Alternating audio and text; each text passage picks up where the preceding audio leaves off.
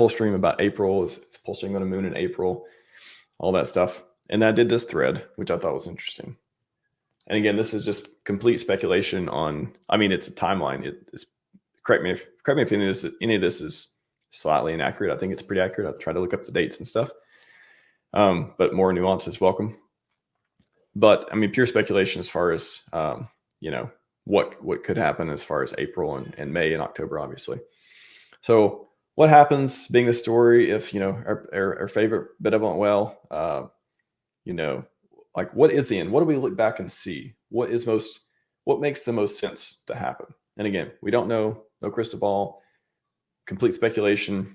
You know, obviously I don't give advice of any sort, and I will avoid at all costs giving you advice in any way. But I think it's interesting to think about what would the story end up being? What will it be? What will we look back and say, oh, well, that was obvious, or that didn't turn out so well, you know, that kind of thing. So, you know, buys and bridge starting December, January.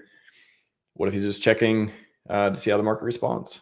And then the DAI positioning, kind of like testing out some of the ETH protocols. Hey, I wonder, you know, like, is this, you know, does this really work, right? Like some of this is kind of just testing out and just seeing like what's the best place to move it. Oh, the market did this, kind of responding like in that way. And then March, we had some more buys. So I think there's been three different buys. I think there's been all the PulseChain coins once, the first time in January, at least. And then in March again.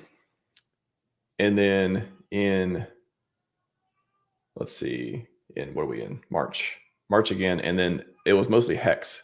Then in February, March, we had some more buys, and then it was, you know, Hex on PulseChain for the last one that I've seen from what I remember.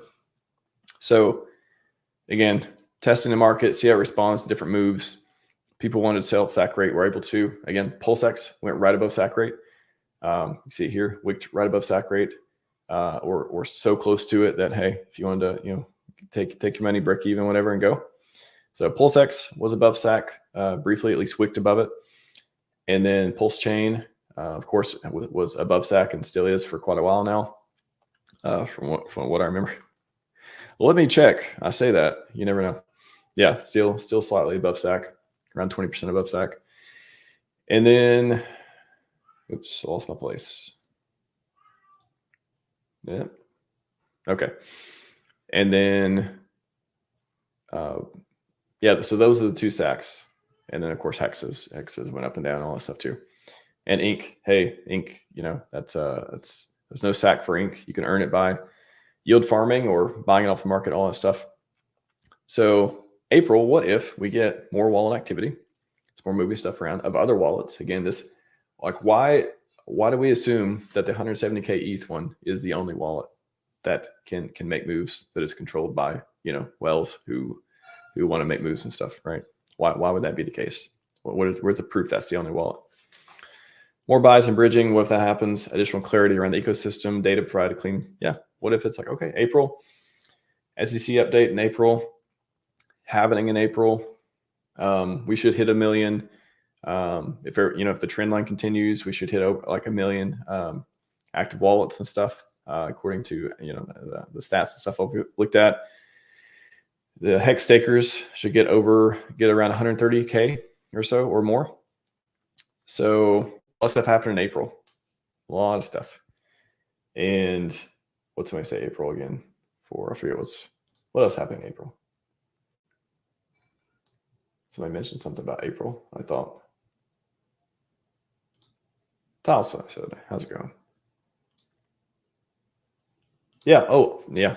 One of the biggest things, right? 50 weeks. 50 weeks is in April. So there you go. All right. Checking out the Spanish hands. Yeah. So 50 weeks is in April. And then, so what happens? What if April is a big month? Again, I don't know if it will be. What if it is? And that provides a catalyst for some mad gains later in the year. That would be pretty cool. I would enjoy that a lot. Apparently people really would like that as well, because it had a ton of views and some good engagement and stuff too.